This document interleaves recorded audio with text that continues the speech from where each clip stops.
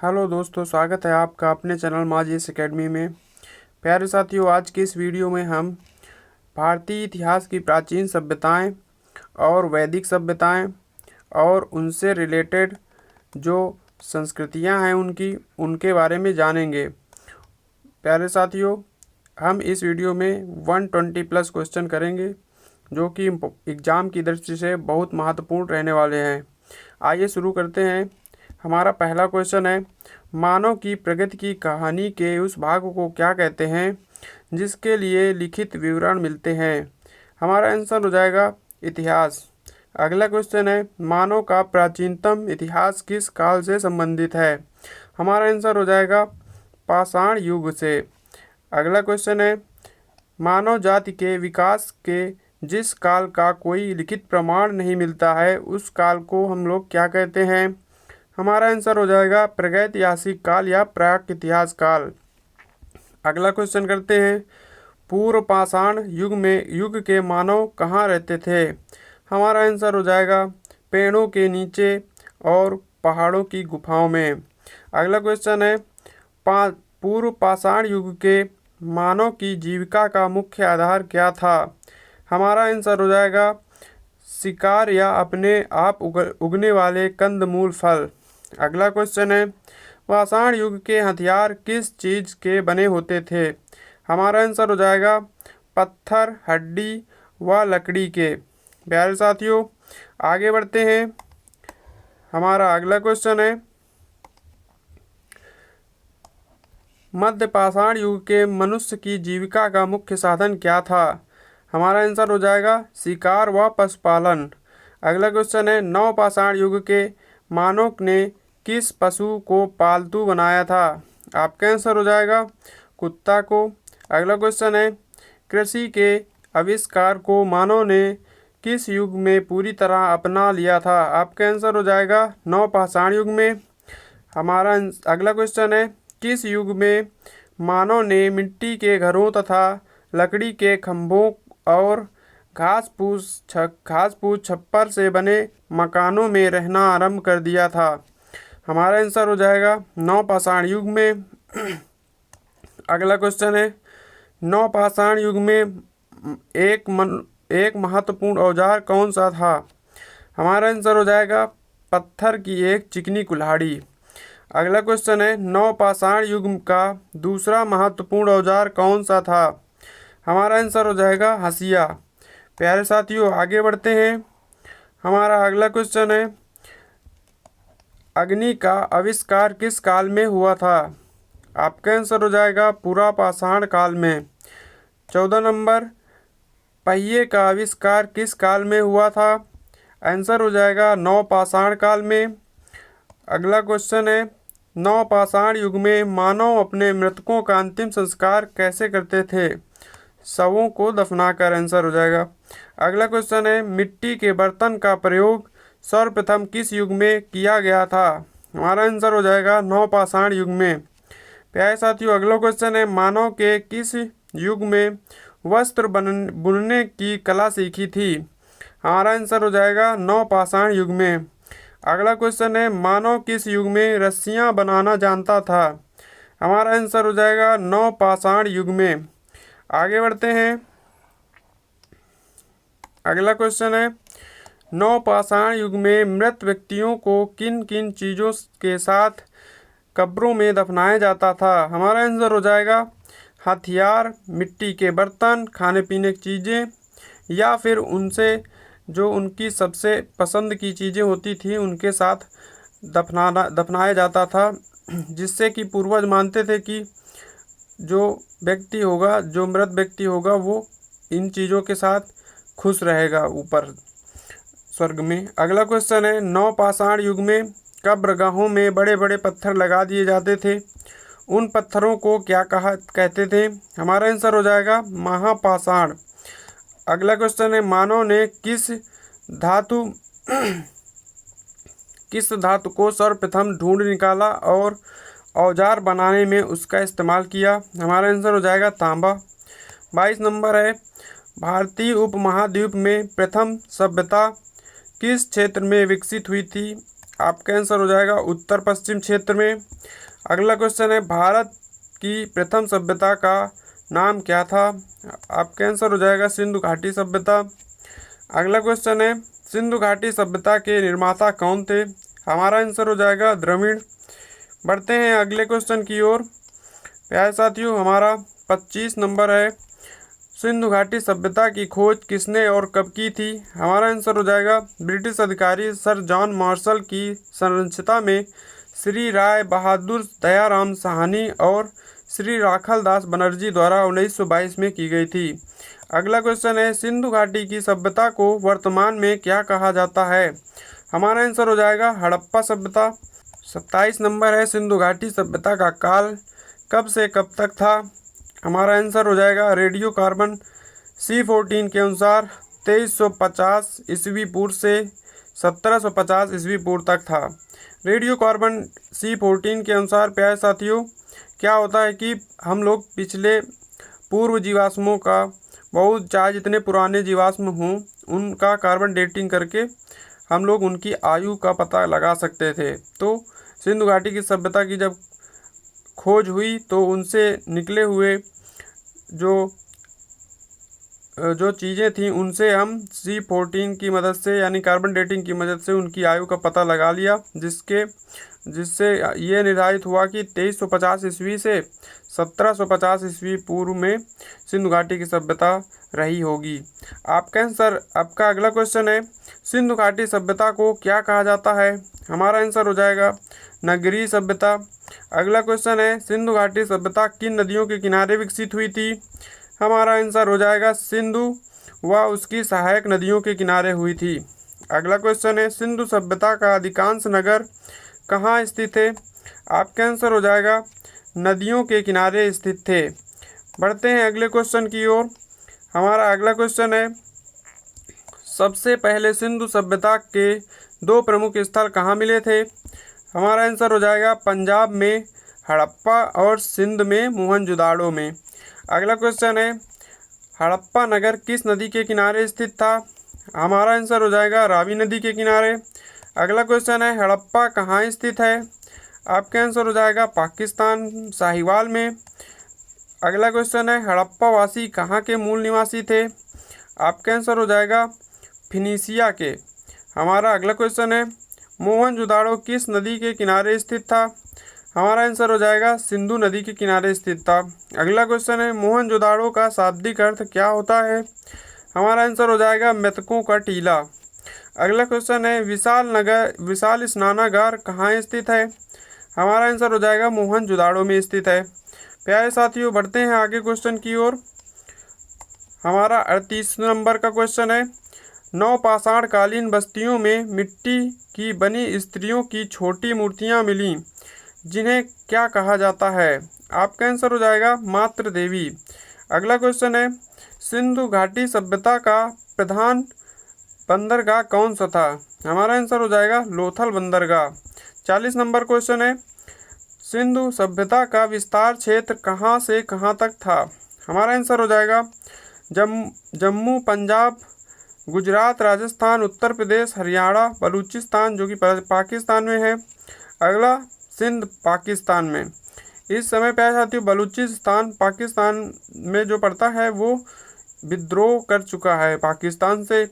वहाँ के जो BLA एक्टिविस्ट हैं वो लोग इसको अलग स्वतंत्र देश बनवाना घोषित करना चाहते हैं, जिसमें कि भारत सपोर्ट कर रहा है। अगला क्वेश्चन है 41 नंबर, सिंधु घाटी सभ्यता में समाज कितने वर्गों में विभाजित था? आपका आंसर हो जाएगा 4 वर्गों में। पहला था विद्वान, दूसरे थे योद्धा, तीसरे थे व्यवसायी और चौथे थे श्रमजीवी। अगले क्वेश्चन है 42 नंबर, सिंधु घाटी सभ्यता में मनुष्य किस प्रकार का भोजन करते थे? हमारा आंसर हो जाएगा शाकाहारी। अगला क्वेश्चन है, सिंधु घाटी सभ्यता के लोग किस प्रकार के वस्त्र पहनते थे? हमारा आंसर हो जाएगा ऊनी या सूती दोनों। अगला क्वेश्चन है, सिंधुवासी आवागमन के लिए किसका प्रयोग करते थे? हमारा आंसर हो जाएगा बैलगाड़ियों का और इक्के गाड़ियों का। प्यारे साथियों, आइए आगे पढ़ते हैं अगले क्वेश्चन की ओर। हमारा अगला क्वेश्चन है, सिंधुवासी किससे मनोरंजन करते थे? हमारा आंसर हो जाएगा शतरंज, संगीत, नृत्य, जुआ आदि से। अगला क्वेश्चन है, सिंधुवासी किसकी उपासना करते थे? आपका आंसर हो जाएगा मातृ देवी और शिवलिंग की।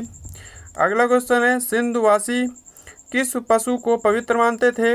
आपका आंसर हो जाएगा सांड को। अगला क्वेश्चन है, सिंधुवासी किस पशु से परिचित नहीं थे? आपका आंसर हो जाएगा घोड़ा से। 49 नंबर का क्वेश्चन है, किस स्थल पर हड़प्पा संस्कृति के लोगों को घोड़े का ज्ञान था? आपका आंसर हो जाएगा सुदरकोटदा के लोगों को। 50 नंबर क्वेश्चन हो गए, हड़प्पी नगरों का सर्वाधिक जो महत्वपूर्ण लक्षण क्या था? हमारा आंसर हो जाएगा योजनाबद्ध विन्यास। अगला क्वेश्चन है, सिंधुवासी किस धातु का प्रयोग करते थे? हमारा आंसर हो जाएगा तांबे का। अगला क्वेश्चन है, सिंधुवासी को किस धातु का ज्ञान प्राप्त नहीं था? हमारा आंसर हो जाएगा लोहा का। 53 नंबर का क्वेश्चन है, सिंधु घाटी के लोगों द्वारा प्रयुक्त भाषा कौन सी थी? हमारा आंसर हो जाएगा आज तक पूर्ण रूपेण पढ़ी नहीं जा सकी है। प्यारे साथियों, बढ़ते हैं आगे क्वेश्चन की ओर। हमारा 54 नंबर का क्वेश्चन है, मोहनजोदाड़ो की मुख्य सड़क की लंबाई चौड़ाई क्या थी? जो मोहनजोदाड़ो की सड़कें थी उनकी लंबाई चौड़ाई क्या थी? उसमें जो मुख्य सड़क थी तो उसका आंसर हो जाएगा 400 मीटर लंबाई थी और 10 मीटर की चौड़ाई थी। प्यारे साथियों, 55 नंबर, इन सिंधुवासियों का प्रमुख पेशा क्या था? आपका आंसर हो जाएगा कृषि तथा पशुपालन। हमारा अगला क्वेश्चन है, हड़प्पा वासी किस देश से व्यापार करते थे? हमारा आंसर हो जाएगा सुमेर। 57 नंबर है, सिंधु घाटी सभ्यता के विनाश के लिए किसे जिम्मेदार ठहराया गया? हमारा आंसर हो जाएगा बाढ़, सूखा, आक्रमण, विदेशी आक्रमणों को जो कि बाहर से किए गए थे। आपका अगला क्वेश्चन है, मेसोपोटामिया की सभ्यता का विकास किन नदियों के किनारे पर हुआ था? हमारा आंसर हो जाएगा दजला और फरात नदी। प्यारे साथियों, बढ़ते हैं आगे क्वेश्चन की ओर। हमारा अगला क्वेश्चन है, मेसोपोटामिया का अर्थ क्या होता है? आपका आंसर हो जाएगा नदियों के बीच की भूमि। अगला क्वेश्चन है, मेसोपोटामिया का आधुनिक नाम क्या था? आपका आंसर हो जाएगा इराक। अगला क्वेश्चन है, मेसोपोटामिया सभ्यता का विकास सबसे ज़्यादा कहाँ पर हुआ था? हमारा आंसर हो जाएगा सुमेर में। 62 नंबर है, उरनगर का देवता कौन था? हमारा आंसर हो जाएगा चंद्रमा को मेसोपोटामिया यानी इराक में नन्नार बोलते थे। हमारा अगला क्वेश्चन है, देव मंदिर को मेसोपोटामिया सभ्यता में क्या कहा जाता था? हमारा आंसर हो जाएगा जिगुरात, स्वर्ग की पहाड़ी। अगला क्वेश्चन है, मेसोपोटामिया के राजा को क्या समझा जाता था? हमारा आंसर हो जाएगा पृथ्वी पर देवों का प्रतिनिधि। 65 नंबर है, मेसोपोटामिया के निवासियों का मुख्य व्यवसाय क्या था? हमारा आंसर हो जाएगा कृषि। अगला क्वेश्चन है, मेसोपोटामिया के निवासी किसके कपड़े पहनते थे? हमारा आंसर हो जाएगा भेड़ की खाल के। प्यारे साथियों, आगे बढ़ते हैं। हमारा अगला क्वेश्चन है, एक व्यवस्थित लेखन पद्धति का विकास सबसे पहले कहाँ के निवासियों ने किया था? हमारा आंसर हो जाएगा मेसोपोटामिया यानी जो सुमेर के निवासी थे। अगला क्वेश्चन है, सुमेर सभ्यता का निर्माण किसने किया था? हमारा आंसर हो जाएगा द्रविड़ों ने। अगला क्वेश्चन है, पंचांग का आविष्कार कहाँ के निवासियों ने किया था? हमारा आंसर हो जाएगा मेसोपोटामिया के। अगला क्वेश्चन है, मिस्र की सभ्यता का विकास किस नदी के किनारे पर हुआ था? हमारा आंसर हो जाएगा नील नदी के किनारे पर हुआ था। अगला क्वेश्चन है, मिस्र के राजा क्या कहलाते थे? उनको फराओ बोलते थे। प्यारे साथियों, आगे बढ़ते हैं। हमारा अगला क्वेश्चन है 72 नंबर, मिस्र के राजा को क्या समझा जाता था? तो उनको देवता समझा जाता था। मिस्र के निवासियों का महत्वपूर्ण व्यवसाय क्या था? हमारा आंसर हो जाएगा कृषि। अगला क्वेश्चन है प्राचीन मिस्र का सबसे महत्वपूर्ण देवता कौन था? हमारा आंसर हो जाएगा सूर्य। अगला क्वेश्चन है प्राचीन मिस्र में सबसे बड़ा पिरामिड किसका है तथा किसने बनवाया था? हमारा आंसर हो जाएगा काहिरा के पास गीजा का, और इसके बाद फराओ यूसुफ ने बनवाया था, खुफू ने 2650 ईस्वी पूर्व में। अगला क्वेश्चन है गीता के महान पिरामिड को बनाने में कितने मजदूर लगे थे? प्यारे साथियों, इसका आंसर हो जाएगा 1 लाख मजदूर 20 वर्ष तक काम किए थे। यानी गीजा के पिरामिड इतना बड़ा था, आप समझ सकते हो कितना बड़ा होगा। अगला क्वेश्चन है प्राचीन मिस्र निवासी किस पेड़ के पत्तों पर सरकंडे की कलम से लिखते थे? हमारा आंसर हो जाएगा पेरिस नाम के पेड़ के। अगला क्वेश्चन है मिस्र निवासी की सबसे बड़ी उपलब्धि क्या थी? हमारा आंसर हो जाएगा सौर पंचांग। प्यारे साथियों, बढ़ते हैं अगले क्वेश्चन की ओर। हमारा अगला क्वेश्चन है चीन की सभ्यता का विकास किस नदी के किनारे पर हुआ था? हमारा आंसर हो जाएगा वांगहो नदी के किनारे पर। अगला क्वेश्चन है सबसे प्राचीन चीनी सभ्यता जिसके बारे में पुरातत्ववेत्ता बताते हैं कौन है? आपका आंसर हो जाएगा सांड सभ्यता। अगला क्वेश्चन है सांड लोग किसके कपड़े पहनते थे? आपका आंसर हो जाएगा रेशम के। अगला क्वेश्चन है प्राचीन चीनियों की सबसे बड़ी लोकप्रिय प्रथा किसकी पूजा होती थी? सबसे लोकप्रिय प्रथा की किसकी पूजा होती थी? आपका आंसर हो जाएगा पूर्वजों की। हमारा अगला क्वेश्चन है चीन का पंचांग किन किन गणनाओं को मिलाकर बनाया गया था? हमारा आंसर हो जाएगा सौर और चंद्र गणनाओं को। प्यारे साथियों, आगे बढ़ते हैं। अब हम वैदिक सभ्यता और उसकी संस्कृति से रिलेटेड क्वेश्चन करेंगे। ठीक है साथियों। अगला क्वेश्चन है जिस काल के ऋग्वेद की रचना हुई उसे किस काल के नाम से जाना जाता है? हमारा आंसर हो जाएगा ऋग्वेद काल। अगला क्वेश्चन है जिस काल में ऋग्वेद के अतिरिक्त अन्य वेदों की रचना हुई उसे क्या कहते हैं? हमारा आंसर हो जाएगा वैदिक काल। अगला क्वेश्चन है ऋग्वेद काल में वर्ण व्यवस्था का आधार क्या था? हमारा आंसर हो जाएगा कार्य के आधार पर। अगला क्वेश्चन है भारत में आर्यों ने आकर किस सभ्यता की नींव डाली थी? हमारा आंसर हो जाएगा वैदिक सभ्यता की। 5 नंबर है भारत में आने वाले आर्य क्या कहलाए? आपका आंसर हो जाएगा इंडो आर्य। अगला क्वेश्चन है आर्य कब आए भारत? आपका आंसर हो जाएगा 1500 ईसा पूर्व के आसपास। प्यारे साथियों, आगे बढ़ते हैं। हमारा 7वां नंबर क्वेश्चन है भारत में आर्य कहाँ से आए थे? आपका आंसर हो जाएगा मध्य एशिया से। 8 नंबर है आर्यों के प्राचीन आदरणीय ग्रंथ कौन हैं? आपका आंसर हो जाएगा वेद। अगला क्वेश्चन है किस ग्रंथ को संकलन ऋग्वेद पर आधारित है? किस ग्रंथ का संकलन ऋग्वेद ग्रंथ पर आधारित है? हमारा आंसर हो जाएगा सामवेद। अगला क्वेश्चन है वेद कितने थे? आपका आंसर हो जाएगा 4, ऋग्वेद, यजुर्वेद, सामवेद तथा अथर्ववेद। अगला है आय का सबसे प्राचीन वेद कौन सा था? आपका आंसर हो जाएगा ऋग्वेद। अगला क्वेश्चन है ऋग्वेद के सूक्तों की रचना किस प्रदेश में हुई थी? हमारा आंसर हो जाएगा पंजाब प्रदेश में। अगला क्वेश्चन है ऋग्वेद में कितने सूक्तों का संग्रह है? हमारा आंसर हो जाएगा 1017 सूक्तों का, जिसमें कि 10 मंडल हैं। प्यारे साथियों, अगला क्वेश्चन है गायत्री मंत्र किस पुस्तक में मिलता है? हमारा आंसर हो जाएगा ऋग्वेद में। प्यारे साथियों, बढ़ते हैं अगले क्वेश्चन की ओर। हमारा 15 नंबर का क्वेश्चन है ऋग्वेद में संपत्ति का प्रमुख रूप क्या था? आपका आंसर हो जाएगा गौधन। 16 नंबर है आर्यों का समूह को क्या कहा जाता था? हमारा आंसर हो जाएगा विश्व। अगला क्वेश्चन है आर्य भारत में सबसे पहले कहाँ बसे थे? हमारा आंसर हो जाएगा सप्त सिंधु प्रदेश में। अगला क्वेश्चन है ऋग्वेदिक आर्य कई जनों में विभक्त थे, उनमें से सबसे प्रमुख कौन सा था? आपका आंसर हो जाएगा 5 जन। अणु दृश्यु, यदु, तुर्बस और पुरु।